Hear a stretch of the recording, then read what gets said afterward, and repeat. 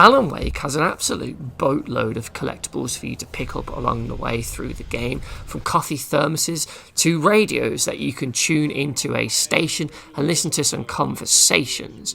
Then there's also some posters, signs and other points of interest that you can interact with and read some various descriptions of them that you'll need to find in order to get the trophy. There's also even more coffee thermoses for you to get but never drink from, as well as some TV shows that you can watch on some haunted TVs.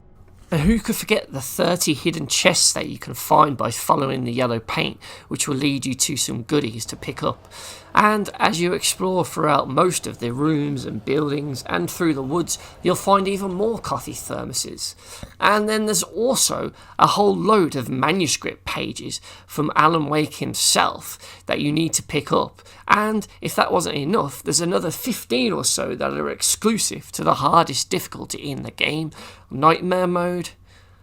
And did I mention there was also over 100 coffee thermoses for you to pick up? I did. Okay, well, I just wanted to emphasise the fact that there's an absolute shitload of those to pick up, for fuck's sake. And sure, the game does an admirable job of listing all of the collectibles for you to pick up in the stats menu, but there's one fatal flaw with this statistics page, in that it only lists the total, the grand total of each of these collectibles. And even if you go back to the main menu and select the episodes to look at each chapter, there's still no breakdown anywhere in game of how many collectibles are in each chapter. So, if you've got through the whole game and you've missed a handful of coffee thermoses, a couple of manuscript pages, and then a few chests and other sorted collectibles like I did, then you're going to have a hell of a fucking time trying to find those last few of each one, aren't you? For fuck's sake. That other bullshit PlayStation trophy. So let me just put into context the amount of collectibles you'll need to find in order to get the Platinum Trophy in this game. So you'll need to get 106 manuscript pages, 100 coffee thermoses you'll need to pick up. You'll also need to knock down at least 5 can pyramids. You'll need to find all 30 chests, all 11 radios, all 14 TV shows, and then 25 signs for you to unlock all of those collectible trophies to be able to then get the Platinum Trophy if you get all the other trophies in the game. My god, did we really need that many collectibles, game? Bloody hell.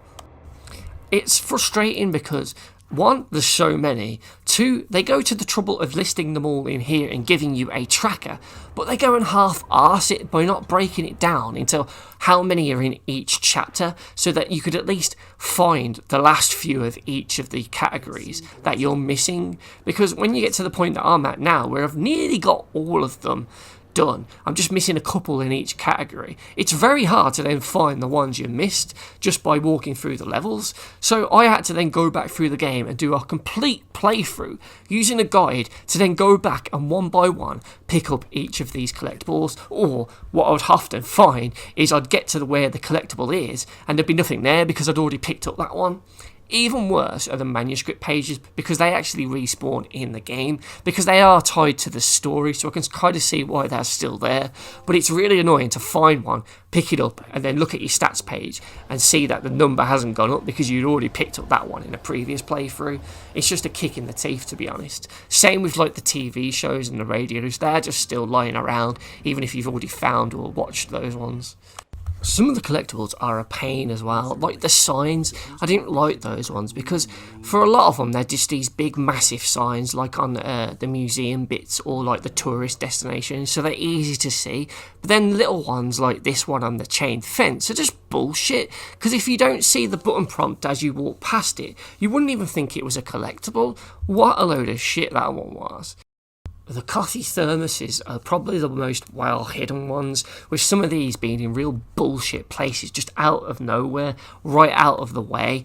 And sure, there's the usual tricks where they'll put a collectible behind you where you spawn at the start of an act, or when you go down some stairs it might be behind the staircase, those kind of things. but a lot of them, especially the ones out in the open, are quite hard to find. Like this one right on the top of this mountain. I went up there and down it twice and I didn't see it until I used the guide.